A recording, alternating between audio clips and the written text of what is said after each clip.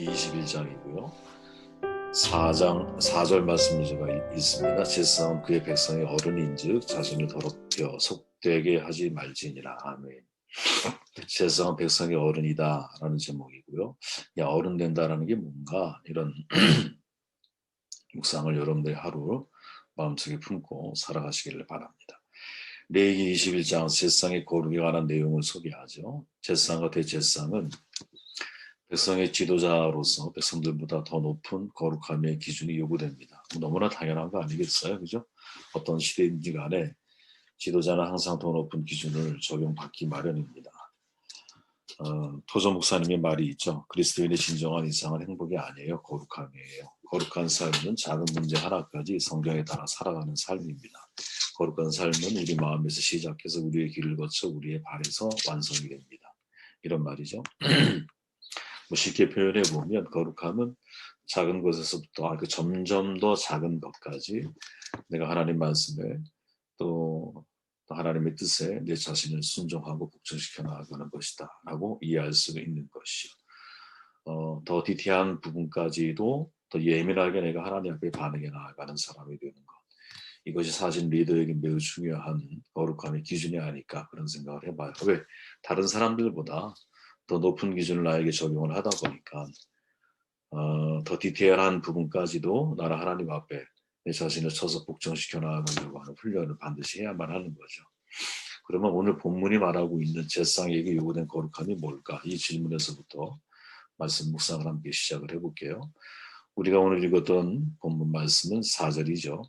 제사장은 그의 백성의 어른인즉 자신을 더럽게 속되게 하지 말지니라. 아멘. 제사장은 백성의 어른이라는 거죠. 오해하지 말아야 됩니다.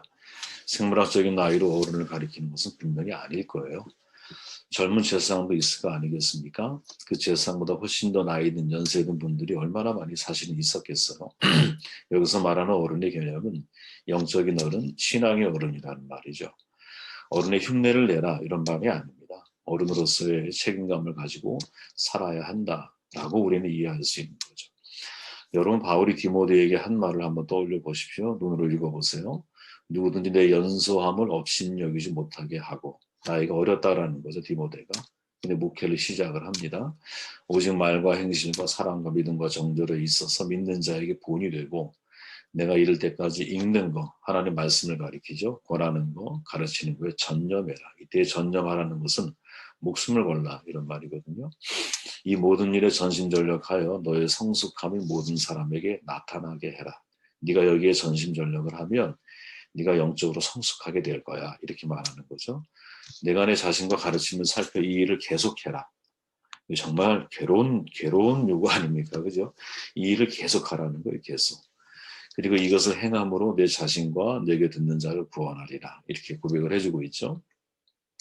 그러니까 믿는 자의 본이 되라. 말씀을 읽고 가르치는 것에 목숨을 걸고 전념을 해라. 그럼 네가 성숙해질 거다. 항상 네가 말씀을 너 자신부터 가르치려고 해야 돼. 근데 이것을 어떻게 계속 하라는 거죠. 계속. 사실은 이 속에 어른됨의 모든 의미가 내포되어 있다라고 생각을 해요. 저는 이것이 어른으로서의 영적인 책임감이라고 생각을 합니다. 세상에 말하는 어른과 지금 이 레이기가 말하고 있는 어른의 의미가 약간 다른데 영적인 어른으로서의 책임감을 말하고 있는 거죠. 이것은 모세는 백성의 어른이다라는 말로 표현해주고 있습니다. 여러분 그런 말 들어보셨잖아요. 여자는 약하지만 어머니는 강해요. 셰익스피어가 남긴 말이거든요. 왜 엄마가 강할까? 이 질문을 미국에 있는 교수가 던졌어요. 크레이그 킨슬리라고 하는 교수가 실험을 합니다. 엄마가 된다라는 것이 여성에 미치는 영향에 대해서 쥐를 가지고 실험을 해요. 아이를 출산하기 전후에 뇌를 분석을 한 거예요. 신기한 게 뭐냐? 뇌가 크기가 변하더라는 거예요.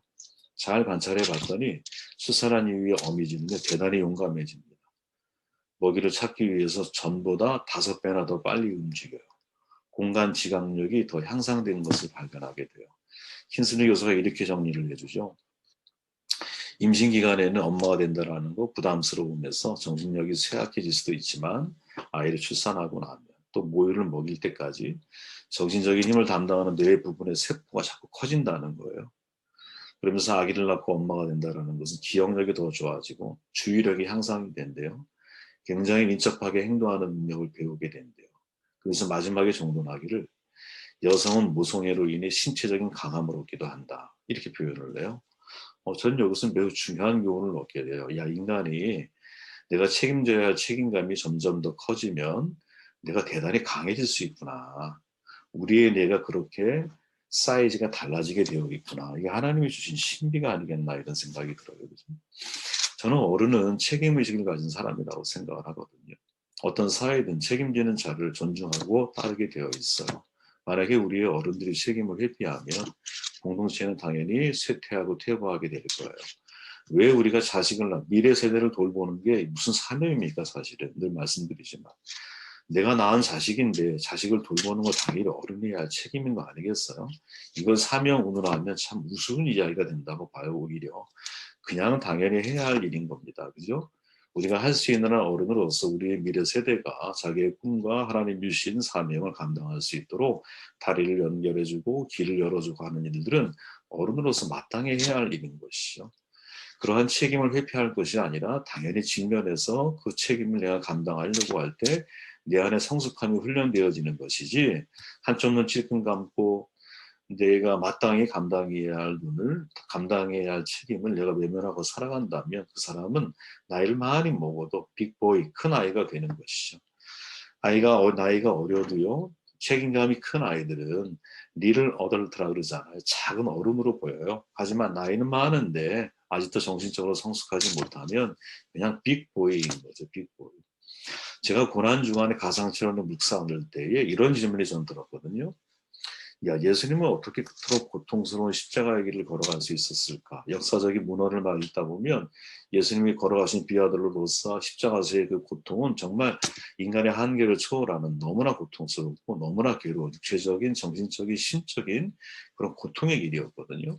근데 그걸 어떻게 끝까지 마지막 순간까지 감당할 수 있었을까? 그때 문득 제 머릿속에 떠오른 생각이 뭐냐면 이게 당신의 문제가 아니라 모든 인류의 문제를 내가 등에 업고 그 자리에 섰기 때문이 아니었나 이런 생각을 제가 해보게 됐어요. 무슨 말이냐? 예수님이 가지고 있는 책임감은 보통 사람들이 생각하는 책임감보다 훨씬 더 큰 책임감이었다라는 거죠. 내가 나의 삶에 대해서 내가 왜 하나님 앞에서 하나님의 뜻과 하나님의 계획 그것을 내가 이루어드리고 그 말씀에 순종을 해야만 하느냐? 그 순종의 길이 모든 인간을 구원할 수 있는 유일한 길이었기 때문이라는 책임감을 가지고 있는 거죠. 안중근 의사가 왜 마지막 순간에 이토 히로부미 죽이고 당당합니까? 그는 자신의 한 일을 자기 개인의 문제라고 생각을 한 적이 없거든요. 국가의 한 나라의 독립을 위해서 했던 것이고 더 나아가면 동양 평화를 위해서 그 사람은 그 일을 한 거 아니에요. 그러니까 그러한 책임감을 가지고 그 자리에 서다 보니까 어떠한 자리에서 내가 아무리 힘들고 고통스러워도 그 고통을 이겨낼 수 있는 강력한 능력이 나의 뇌에서부터 사실은 에너지로 발산이 되는 게 아니겠나.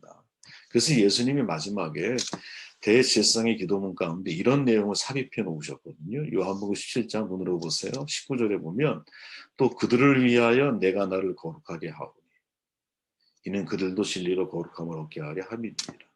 저는 이 구절을 읽는데 마음이 정말 짠해졌어요.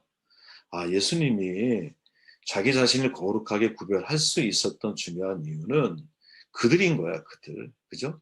하나님이 내게 주신 사람들, 나를 통해 구원을 받아야 할 사람들, 바로 그들을 내가 생각하다 보니까 내가 내 자신을 자꾸 더 거룩하게, 더 작은 부분까지라도, 세세한 부분까지라도 하나님의 말씀에 순종하는 삶을 살아가야 하는 거였구나. 야, 이게 우리의 마음이 되어야 되는 거구나. 이게 교회 안에서의 리더들이 마음에 품어야 할 모습이구나. 내가 왜 좀 더 전보다 더 정결하고 전에는 쉽게 넘어갔던 문제를 이제는 쉽게 넘어가지 않고 전에는 당연하게 생각했던 문화들을 이제는 내가 당연하게 생각하지 않고 전에는 내 욕심껏 살아왔던 내가 이제는 더 이상 그렇게 살아가려고 하지 않고 되게 이기적이고 자기중심적이었던 내가 이제는 더 이상 그렇게 살아가면 안 된다. 내 자신이 점점 더 거룩해져야 한다라고 하는 질문을 왜 가져야 되느냐? 그들도 거룩하게 하기 위함이라는 거죠. 그래서 내가 나를 거룩하게 했다라는 거죠. 우리 모든 직분자들은 이 고민을 서로가 품고 서로의 삶에 대해서 선한 영향을 줄 수 있다면 이게 공동체에 얼마나 큰 유익이 될 수 있을까 하는 생각을 해보게 됩니다. 7절 말씀을 한번 읽어볼게요. 제사장은 창녀나 이미 몸을 버린 여자와 결혼해서는 안 된다. 이혼한 여자와도 결혼하지 않아야 한다. 제사장은 하나님께 거룩하게 구별된 사람이기 때문이다. 제사장의 가정도 거룩하게 하신다라는 거죠. 제사장의 결혼 문제가 이어서 다루어지죠. 일반 제사장은 부정한 창녀, 이혼당한 여인 아내로 취할 수가 없어요. 제사장의 딸이 창녀가 되면 그것은 아버지를 모독하는 것으로 죽임을 당해야 한다는 규정이 삽입이 돼요. 즉 제사장뿐 아니라 그의 가정도 거룩하게 구별되어져야 한다. 아니 하나님이 그의 가정도 구별시키고 계신다. 이렇게 말할 수 있는 거죠. 목사나 선교사로 부름받은 사람들은 목사와 선교사일 뿐 자기가 목사와 선교사라고 생각을 하지 때로는 자기의 가족, 자기의 자식은 목사와 선교사가 아니라고 하는 논리를 내세우거든요. 저도 개인적으로 우리의 자녀들이 사춘기를 막 지나가게 될 때 이제 제가 목사잖아요. 이거에 대한 부담을 제가 덜어주고 싶어서 너가 정말 하고 싶어하는 일을 해야 돼. 스스로 너의 일을 결정하는 것을 돕기 위해서 야 나의 길과 너희들의 길은 달라. 저는 그렇게 말해준 적이 있어요. 그러나 제 개인적인 신앙에서 이것은 우리의 가정에서의 가정이 목회의 길에 아무런 상관이 없다. 이거를 의미하는 게 아니에요. 제 개인적인 신앙에서는 가정은 전체가 다 하나님 앞에 부름받은 가정이라고 저는 생각을 하거든요. 단지 사춘기를 지난 아이들이 아버지로 인하여 자신의 길을 결정할 때 장애가 되지 않았으면 좋겠다는 마음을 제가 갖고 있었다는 거예요.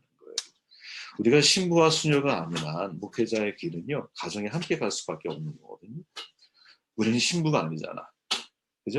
수녀가 아니잖아.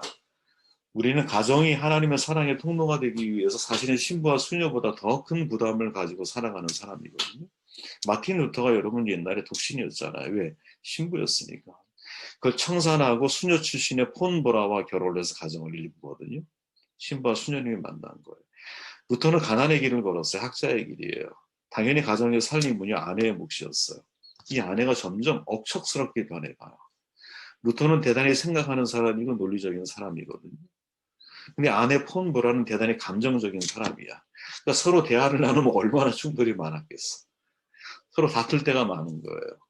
그러나 오랜 세월 그 과정 속에서도 함께하면서 서로가 서로에게 길들여져 가는 거죠. 그리고 끝까지 가정을 온전하게 시켜. 쉬운 것 같죠, 여러분? 쉽지 않아요. 여러분, 존 요한 웨슬리는요, 73세에 황혼별거를 해요. 존 요한 웨슬리는 별거와 결혼을 계속 반복을 했거든, 웨슬리가. 그런데 하나님이 그를 감리교의 창시자로 만드셨어요. 그죠? 저는 정답은 없구나. 해답만 있구나, 인생에. 항상 그런 생각이 들어요. 인생에 내가 알고 있는 걸 정답이라고 생각하면 큰 오산이에요. 해답만 있는 거예요. 해답만. 어떤 사람은 가정과 목회를 다 잘할 수 있어요. 또 어떤 사람은 가정을 못할 수 있고 목회를 잘할 수 있어. 또 어떤 사람은 목회를 못하는데 가정을 잘 다스릴 수 있어. 이 중간 어중간한 사람도 있을 거예요. 그죠? 다 다르다라는 거예요.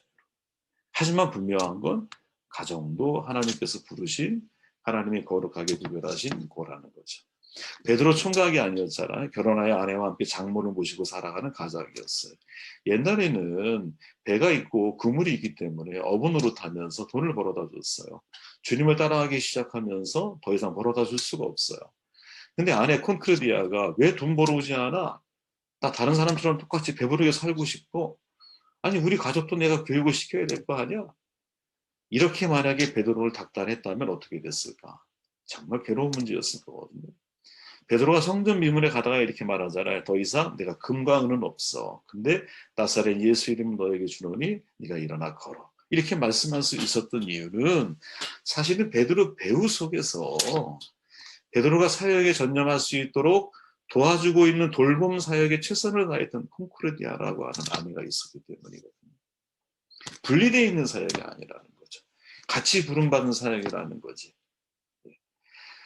콘크르디아가 아내로서 마치 루터의 부인이 억척스럽게 가정을 돌보고 살피는 과정을 통해 루터라고 하는 사람을 통해 하나님이 종교개혁이라고 하는 아주 놀라운 일들을 일궈내셨듯이 그 루터의 사역 속에는 아내의 사역이 포함되어 있는 것이고 또 아내의 헌신 속에서는 루터의 사역도 역시 포함되어져 있는 거라는 거지. 제사장은 혼자 부름받는 존재가 절대로 아니라는 거예요. 그래서 여러분 내일 우리가 말씀을 나누겠지만 레위기 22장에 가면 이렇게 말해요. 진짜 놀라운 말씀이에요. 22장에 가면 제사에 드려진 제물은요, 제사 혼자 먹는 게 아니에요. 제사장의 가족도 함께 먹을 수 있었어요. 심지어 22장 11절에 보면, 제가 읽어볼게요. 빨간 글씨 있는 따라 읽어보세요. 그러나 제사장이 돈을 지불하고 자기 재산으로 사들인 종은 그 음식을 먹을 수 있다. 제사장의 집에서 종의 자식으로 태어난 자들도 자기 몫의 그 거룩한 제사 음식을 먹을 수 있다. 되게 놀랍죠. 제사장에게 소유된 종들도 제사 음식을 먹을 수 있었어요. 왜? 소유됐다라는 것은 가족이 됐다라는. 우리가 잘 알지만 여러분, 제사 음식은 함부로 아무나 못 먹거든요. 앞의 내용을 보면 제사만 유일하게 먹을 수 있어. 근데 22장에 와 보니까 하나님의 조치는 그게 아니었어요. 제사장과 그의 가족들도 먹어. 종들도 소유되지 않은 종은 못 먹어. 근데 소유돼서 가족이 된 종까지는 먹을 수가 있어. 도대체 메시지의 핵심이 뭡니까? 하나님이 제사장과 그의 가정도 거룩하게 구별하셨다라는 거죠. 그죠? 여러분과 여러분의 가정 전체를 다 하나님이 거룩하게 구별해 놓으셨습니다. 그걸 잊으면 안 됩니다. 마지막 8절 말씀 읽고 말씀 정독할게요. 너희는 제사장을 거룩하게 생각하여야 한다. 그는 너희가 섬기는 하나님께 음식 제물을 바치는 사람이기 때문이다.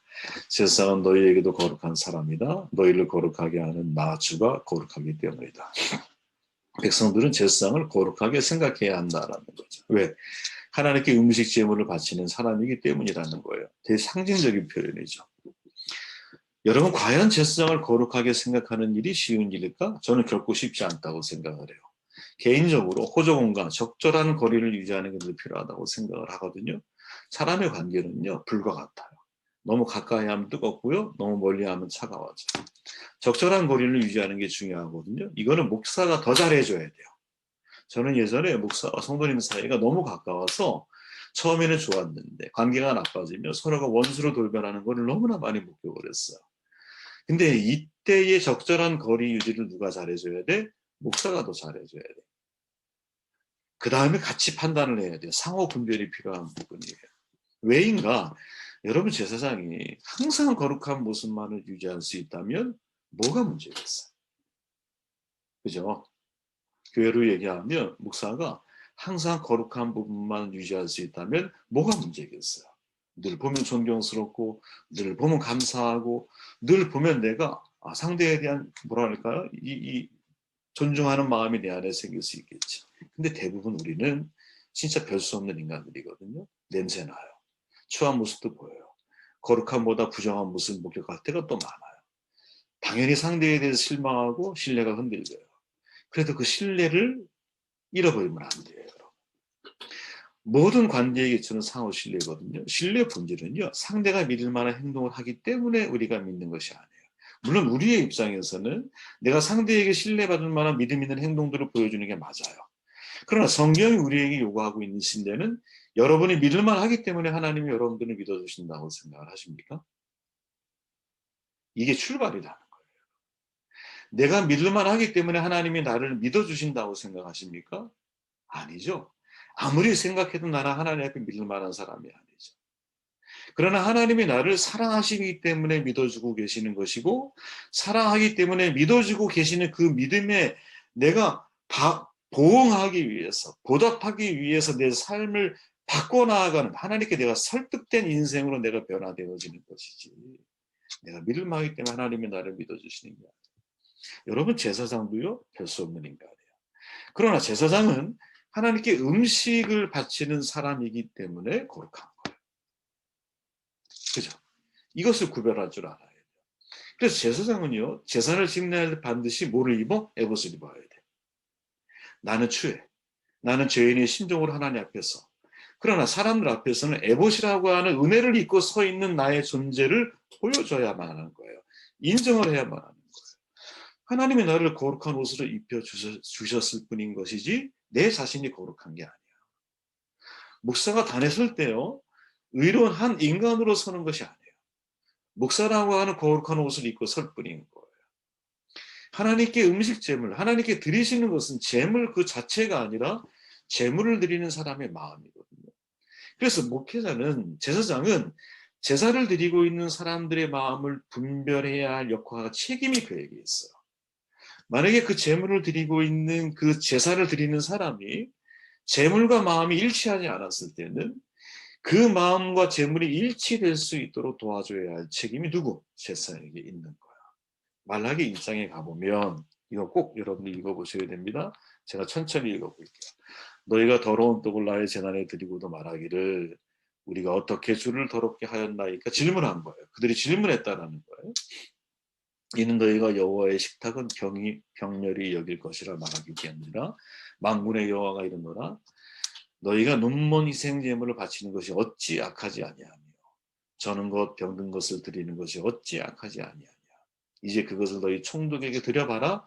그가 과연 너를 기뻐하겠으며 너를 받아주겠느냐. 만군의 여호와가 이르노라 너희는 나 하나님께 은혜를 구하면서 우리를 불쌍히 여기소서 하여 보라. 너희가 이같이 행하였으니 내가 너희 중 하나인들 받겠느냐. 만군의 여호와가 이르노라 너희가 내 단위에 헛되이 불사르지 못하게 하기 위하여 너희 중에 성전문을 닫을 자가 있었으면 좋겠도다. 내가 너희를 기뻐하지 아니하며 너희가 손으로 드리는 것을 받지도 아니하리라. 물론 이 시대에 제사상도 타락했어요. 근데 제사장의 타락 가운데서 가장 본질적인 타락이 뭐냐? 제사장이 다른 이익이나 여러 가지를 취한 것도 물론 타락이겠지만 그보다 훨씬 더 중요한 타락이 뭐냐? 8절 말씀인 거예요. 8절 말씀. 보셔요? 눈먼 희생제물을 바치고 있는데 제사장이 통제를 안 해. 병든 것을 드리고 있는데 제사장이 제재를 하지 않아. 사실은 이게 더 큰 제사장의 잘못일 수 있다. 하나님께 음식 제물을 바치는 일을 누가 맡았어요? 제사장이 맡았잖아. 그러면 그 음식 제물을 가지고 있는 사람들의 영적인 상태를 누가 파악을 해야 되는 거예요? 제사장이 파악을 해야 되잖아. 혹 백성들이 자신이 제물을 가지고 온 것이 삶의 예배가 잘못되어졌을 때 그것을 돌이켜서 새로운 예배를 드릴 수 있도록 도와줘야 할 책임이 누구에게? 제사장에게 있잖아.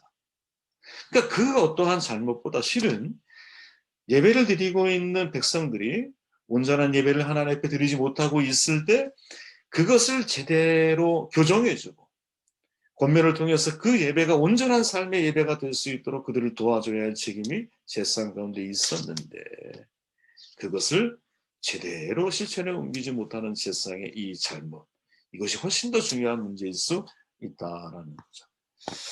말씀을 정돈해 볼게요. 여러분 제사장에 대해서 묵상하면서 우리가 모두 다 영적인 제사장들이기 때문에 이 말씀은 다 우리 모두에게 적용이 될 수 있겠죠.